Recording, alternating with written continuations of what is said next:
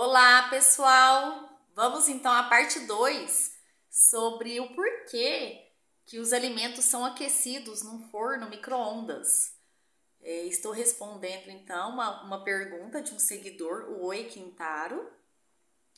E no vídeo 1, na parte 1, eu estava explicando por que as moléculas de água elas se rotacionam, elas são polares. E com essa rotação que elas fazem do momento de dipolo elétrico, esse movimento de rotação provoca um certo atrito, aquecendo o alimento.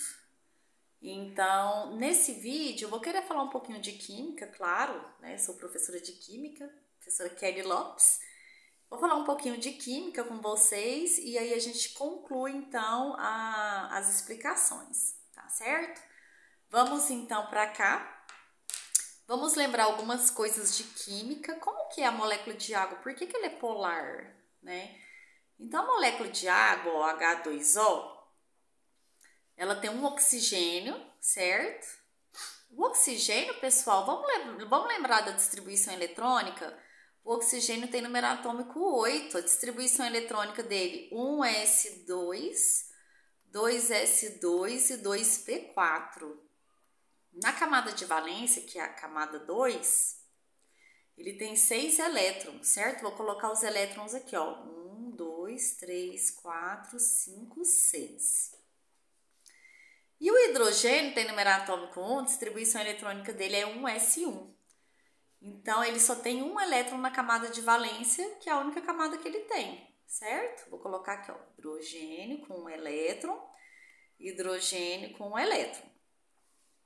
Então, o oxigênio, de acordo com a regra do octeto, que é a teoria mais simples de ligação química, que diz que os átomos compartilham elétrons, doam ou recebem para ficar com a configuração de um gás nobre, que são átomos estáveis e existem independentes na natureza, todos os outros átomos estão ligados uns aos outros formando compostos. Então, de acordo com a regra do octeto, o oxigênio ele precisa de mais 2 elétrons para ficar com 8, igual um gás nobre, né? Então, ele vai compartilhar um par de elétrons com hidrogênio, porque agora, quando ele compartilha par de elétrons, ele ganha elétron na eletrosfera dele. E ele compartilha um par de elétrons também com hidrogênio. Quando os átomos compartilham pares de elétrons, né, de acordo com essa teoria simplista, o par passa a ser dos 2 átomos ligantes. Então, o oxigênio agora ficou com 1, 2, 3, 4, 5, 6, 7, 8, atingiu o octeto, está estável. E o hidrogênio ficou com 1, 2, ficou estável porque na camada K, que é a camada de N igual a 1, só suportam 2 elétrons com aquela energia, né? No máximo de elétrons que cabe no subnível S não são 2, 1s2. Porque ele vai imitar a configuração eletrônica do gás nobre hélio, certo? Que tem 2 elétrons. E esse também tem 2 elétrons, então está estável a minha molécula. Para eu montar a estrutura, a teoria de Lewis ela é muito bem-vinda, certo? Não precisa de usar teoria de orbitais moleculares para isso. Essa fórmula que eu mostrei aqui é a fórmula eletrônica de Lewis. A fórmula estrutural, a gente representa cada par compartilhado por traço. Então, aqui eu vou colocar um traço. E aqui também vou colocar um traço, certo? Preciso colocar esses pares de elétrons livres, porque eles são os responsáveis por a molécula não ser linear. Então, minha molécula de água não é linear, olha só. Eu não tenho um oxigênio aqui, um hidrogênio, formando um ângulo de 180 graus, porque se fosse assim, a molécula seria apolar, certo? O que acontece? Agora eu tenho 4 pares de elétrons livres. Olha aqui, 2 ligantes, que são esses daqui, e 2 isolados. Quando eu tenho 4 pares de elétrons livres, o meu arranjo de pares de elétrons, ele fica com esse arranjo tetraédrico. Deixa eu tirar os hidrogênios. Então, ele fica com essa disposição.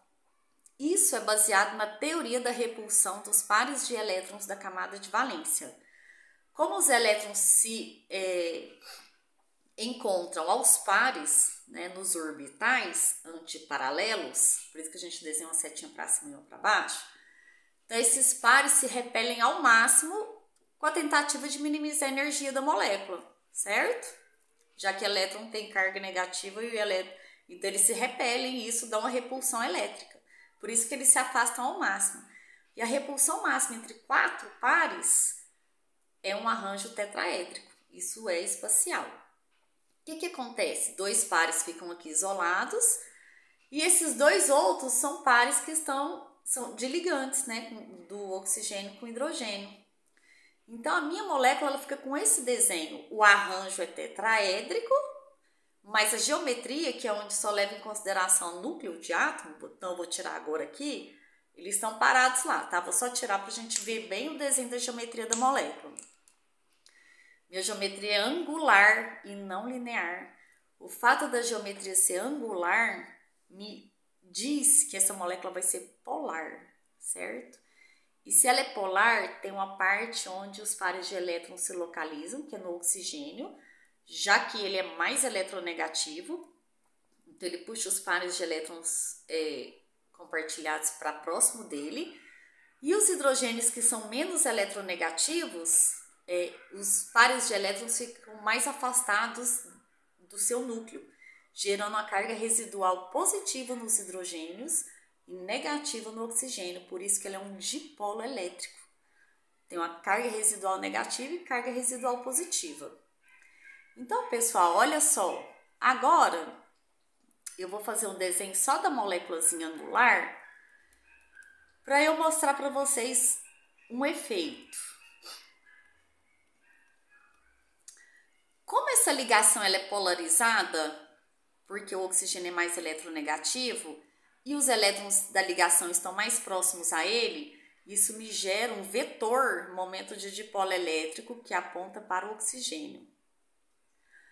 Eu vou explicar isso quimicamente, tá, pessoal? Porque na física, por definição, esse momento de dipolo elétrico, ele parte do polo da carga pontual negativa para positiva. Mas para a gente não importa, porque eu só preciso de mostrar que vai existir um momento de dipolo elétrico permanente, tá? Mi. E dessa ligação aqui também está partindo do hidrogênio e os elétrons estão localizando mais no oxigênio, então outro momento de dipolo elétrico Mi. O que acontece? Como eu tenho 2 momentos de dipolo numa molécula, tem que ter uma resultante. Eu vou fazer a resultante aqui, vetorial, não vou parar para explicar essa soma vetorial. Mas se alguém quiser, né, depois vocês deixem nos comentários. Isso daqui vai me dar um momento de dipolo elétrico resultante aqui para cima, tá? Resultante. Por que eu estou dizendo isso? Porque agora o que me importa para eu terminar de explicar isso é que a molécula de água, ela é um dipolo elétrico, ela tem uma parte positiva da molécula e uma parte negativa, e ela pode ser descrita por um vetor dipolo elétrico, que aponta nessa direção. Esse momento de dipolo elétrico, ele vai tentar alinhar com o campo elétrico da radiação de micro-ondas, que é uma radiação emitida pelo nosso forno. Então, quando o máximo da onda passa pelo alimento, a minha molécula de água alinha dessa forma. Quando o mínimo da minha onda passa, a minha molécula alinha dessa forma. E isso vai acontecendo. Então, olha só. Imaginando, então, aqui uma radiação eletromagnética, só a componente de campo elétrico, quando a minha molécula sente esse campo elétrico aqui, ela se alinha dessa forma.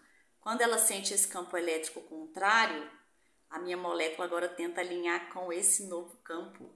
Olha aqui o meu momento aqui, ó, alinhando para cima, e o meu momento magnético da molécula, de dipolo elétrico da molécula alinhando para baixo. Então, isso faz com que o alimento as moléculas agitadas, o alimento vai se aquecer, certo? Bom, espero que vocês tenham gostado. Muito obrigada!